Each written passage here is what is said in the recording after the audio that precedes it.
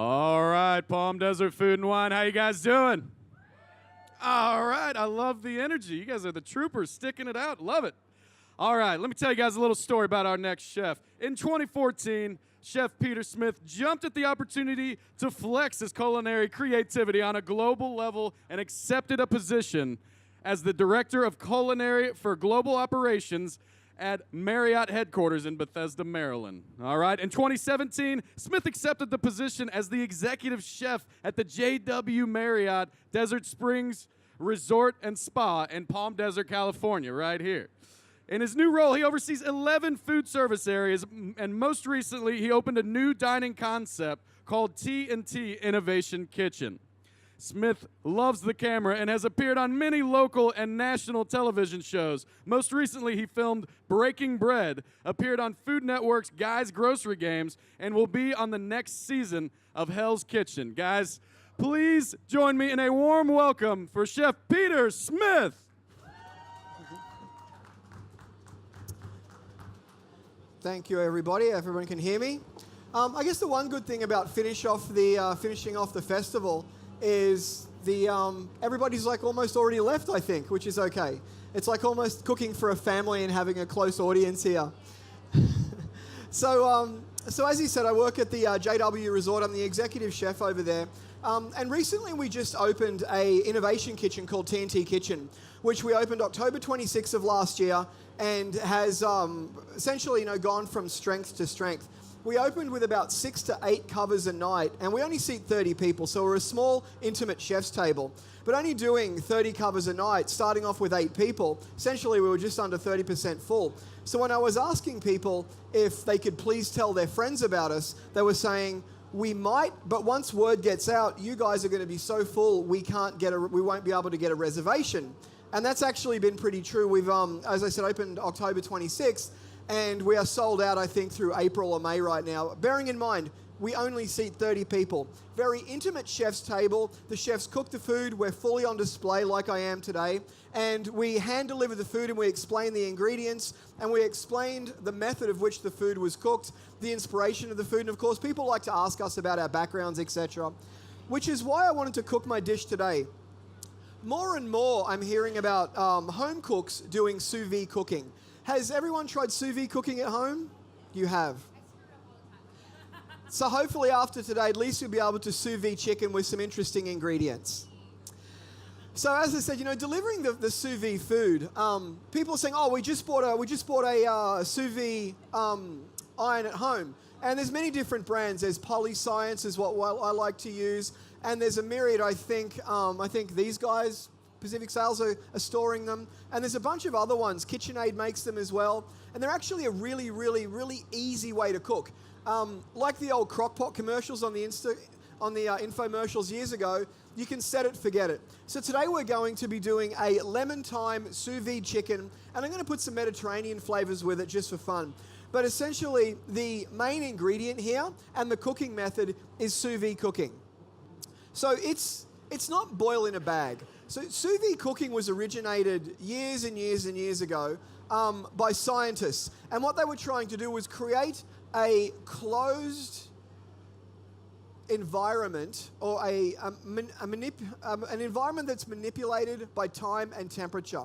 So essentially sous vide means under pressure. So what they were able to do with thermo immersion circulation was create and grow bacteria. So some chef got hold of this and they're like, that's interesting. Scientists are growing bacteria in labs. Let's see how we can use this for food.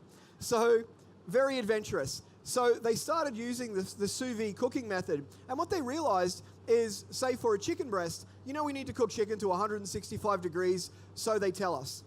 Sous vide, we can cook it to 155 degrees. We can cook it for about 90 minutes to an hour 20 or 2 hours. Let's say we put it in for an hour and 20. By that time, we can cook it to the 155. Any bacteria that's residing will die off, and you get a perfect medium well chicken breast. Now, when you say medium well for meat, chefs will say, no, we can't have medium well. But medium well may get a little bit of pink in the chicken, and that's a really good thing because it's juicy and it's flavorful. And anything you put in that chicken breast with the bag is going to completely permeate that chicken, and it's going to go all the way through the meat. So the flavor on the outside essentially becomes the flavor on the inside. So what we like to do after that is either sear it or grill it, get some nice marks, maybe some smoke on there, finishing seasoning it, letting it rest, and then slicing it or serving a whole mussel on the plate. So very simple. We start off with one of these bags. If you can't get a sous vide bag, what you should use is a pastry bag, a regular plastic piping bag. So I discovered that based on necessity.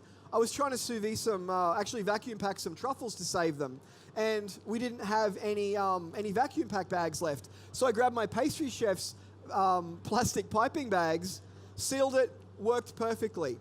So for those of you that don't have a sous vide machine at home, which draws the air out, vacuums under pressure, if you have a Ziploc bag, who has Ziploc bags in the pantry at home? Just use a Ziploc bag. If you want to go a step further with the Ziploc bags, what I like to do sometimes at home is put a straw in there and not touching any of the chicken or the juice or anything, but putting the straw in and sucking the extra air out and then quickly Ziplocking it, essentially removing all the air. So what you have is a controlled atmosphere in here. So we have our chicken in the bag. The flavor we're doing today is just simple chicken, thyme, salt, and pepper. So we're going to, who has gold tongs at home? I love my tongs. So we're going to grab a couple of lemon slices. We're going to throw those in the bag as well. It's really simple. And then I have some beautiful fresh thyme here. We're going to put the thyme in. And of course, anytime you want to you cook anything, you need fat, you need acid, you need salt and pepper. So the fat we're going to use is extra virgin olive oil. We'll just put a tablespoon of that in. The acid essentially is lemons. So I have an 8-year-old son, and I was tasting something at home the other day that my wife was making, and she's like, "Is it good? What does it need?" And I said, "It needs more acid." And he's like, "Daddy, you're putting acid in food?" But in chef terms, acid just means lemon juice or vinegar. So we have our fat, our oil, we have our acid, our citrus, our lemon, we have our herbs. I'm going to put some cracked pepper, because cracked pepper is always better than the regular kibbled pepper or pre-crushed pepper. And then I'm going to put in a little bit of mulled sea salt. So there you have it. If you have a vacuum pack machine at home, well, before you put it in, you want to make sure that the bag is sealed like this, so there's no air bubbles, and there's nothing that's going to create a barrier to that seal. Essentially, you just lay it in across, and with the magic of television or cameras, we have one here ready to go. Thank you. Because the vacuum pack machine weighs about 150 pounds, and I'm not that strong. So essentially, this is what it's going to look like when it's done. This is a chicken breast that I'd already said. This is just to show you. It gives you an idea of what it should look like. So you've got the beautiful thyme, you've got the lemon, you've got the olive oil, and you can see how thin. There is no air in that. Air is the enemy of sous vide cooking. So we want to remove all the air from that. And then all you do, and if you've got if you're doing it with a Ziploc bag, then all you have to do is remove the air out of the Ziploc bag. And then this is the really technical part. Now I need everybody to pay close attention to this, because I don't know if we'll be able to do this again. So this is sous vide cooking. Done. Thanks. I feel accomplished as a chef now. But honestly, that's it. And if you're looking for a chicken breast, you want to leave it at least 90 to 120 minutes. So 1.5 hours to 2 hours, just so that chicken cooks through. You want to set your sous vide at 155 degrees and just set it and forget it. So if you've got people coming over at 6:30, at 4 o'clock, get this going, get it heated up, put your chicken breast in, open your bottle of wine, start setting your table, do your hair. You see, I don't have that problem. And you're actually ready to go. It's that simple. Then what you're going to do at, actually I need a cutting board. What you're going to do before you serve it is, again, just take it out of the water. Sous vide cooking is so simple. So what we're going to be doing the sous vide cooking today is some of the ingredients that I've put together in a sort of a Middle Eastern or a Mediterranean theme.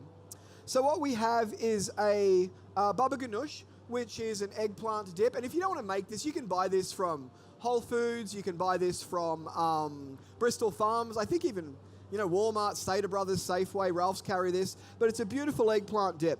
Then we're going to be making a nice bright cucumber salad, pickled tomatoes, feta, and a Harissa Yogurt. So the Harissa Yogurt is basic Greek yogurt with just Harissa chili in there. And whenever I cook, I love to use chili. I'm a huge fan of chili. So while our sous vide chicken is cooking, we're going to get the eggplant that we buy. I mean, it's okay to buy stuff. Sometimes at home, I'll buy things from Bristol Farms or Whole Foods just because if I'm having people over, I just don't have time to make it. So we're going to be getting some of the baba Ghanoush or eggplant dip. Put it on the plate like that. And chefs loves to swoosh stuff. We love to put down a dollop and then we like to smash it right in the middle. Then I have my cucumber. So I'm going to add a little bit of the olive oil to that. Touch of sea salt and a little bit of the cracked pepper. And then taking my spoon again, mixing that around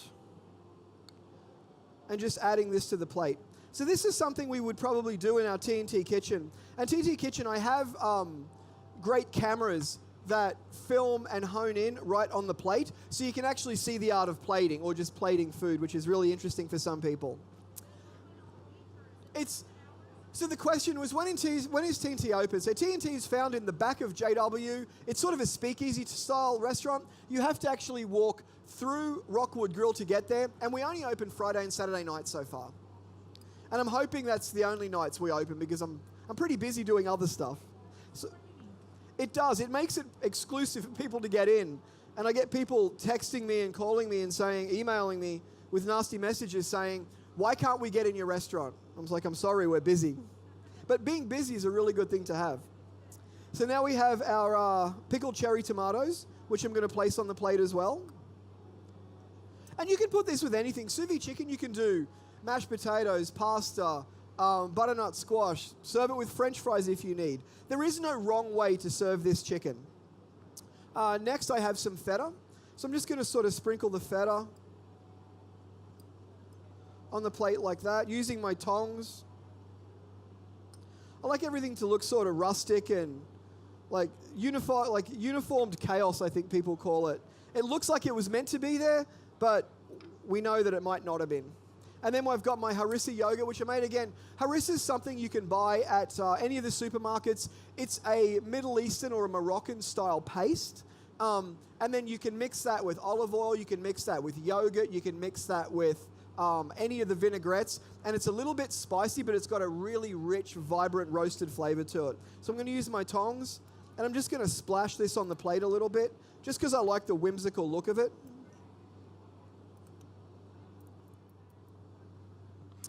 Now, for the taking out of the sous vide. Again, through the magic of science, this is done. Pretend this was 2 hours later. And I don't have a cutting board, so I'm actually going to cut on the plastic, which is okay. So we take it out, and you may want to temp this too. You want to temp this if you have a thermometer at home. You want to make sure if it sits there for an hour and a half or 2 hours that you have at least 155 degrees. You don't want to cook chicken to anything less than that. And even some people, if they see a little bit of pink in chicken, they might get a little bit scared and they might not want to eat it. And I did actually a sous vide chicken for a job I was going for about 5 years ago now, and it was like a mild pink through the middle. You could tell it was cooked, but it was the people that were eating it were like, this is pink chicken. I've been told since I was this high never to eat pink chicken. But once I explained the concept of sous vide, told them that it had been sitting outside of the danger zone, which is say anything below 139 or 142 degrees Fahrenheit, for 2 hours, they were still skeptical, but they did eat it. And they loved it. And they were converts to sous vide chicken. So I'm going to cut this open. And this is a really healthy way to cook too.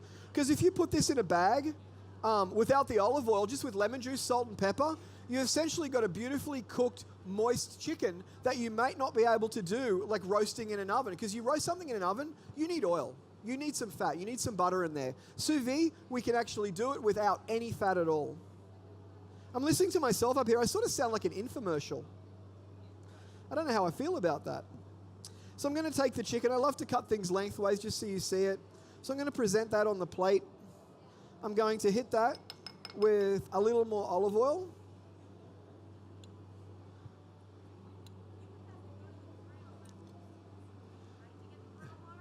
Yeah, you do. And the question was, you would have to go to the grill to get the grill marks. Yeah, you do. And the big controversy years ago for chefs was, do you grill before it goes in the bag or do you grill after it comes out of the bag? I still hear people arguing about that. Personally, I like it when it comes out. I like a steak or a chicken or a pork loin rolled around the grill to get that nice charred flavor, that nice smoke on there that you can put on before it goes in, but I think it's going to lose some of it. And you want texture. Whenever you cook, you need texture. You need soft, you need sweet, you need crisp. And getting a beautiful texture on a piece of meat is having a nice soft center and a beautiful crisp outer layer. So by putting it on the grill afterwards, you get a nice crisp outer layer of the chicken or meat or whatever you decide to do. And as I said, the argument for before or after still continues these days. It's like, what comes first, the chicken or the egg? So I've got some mint. Whenever you cook, even if it's at home, for friends, for yourself, try and use as many fresh herbs as you can. You can never have enough freshness on a plate. So when I put a dish together, I'm looking for sour, I'm looking for sweet, I'm looking for salty, I'm looking for rich, and I'm also looking for temperatures. I want hot, I want cold. When someone tastes something, I want them to be surprised. Because the label of the heading of my cooking demo today was chicken and thyme. It doesn't sound very interesting, does it? But when you talk about all the different flavors that go in it, and then you bring the sous vide aspect to it, it's actually a pretty interesting way to cook a piece of meat, and then it's a really interesting way to present it. So I'm going to pick my mint, because mint is a very traditional Mediterranean, Middle Eastern, African style accoutrement or addition to any plate. So we're going to add the mint on there. And then, as I was saying, sea salt and pepper to finish everything. So this is another really important, interesting aspect when I talk to people in my restaurant or just when they say, hey, you're a chef, can I ask you 1,000 questions about food? And the answer is always yes, because I love talking about food. And I love talking about myself, and myself and food sort of go in unison. So with the chicken, anytime you slice a piece of meat, you always want to season it. The two things. You want to let it rest, and then you want to season it. So we've let our chicken breast rest, so we're going to finish it with the Maldon flaked sea salt. We are going to touch it with a little bit more of the cracked pepper. And then I think I'm going to put a touch more olive oil on just because. Just over that chicken, just to moisten it up a little bit. And essentially there you have it. So we have a sous vide chicken breast with a baba ganoush or a eggplant dip, feta cheese, a cucumber, pickled tomato salad with a Harissa Yogurt, extra virgin olive oil, cracked pepper, sea salt, and fresh mint. Thank you. Thank you all very much. I hope the festival's been great. As I said, closing out the festival, you sort of take a chance on having a packed crowd or a very select, minimal, exclusive crowd, which we have today. So thank you all very much. Thank you.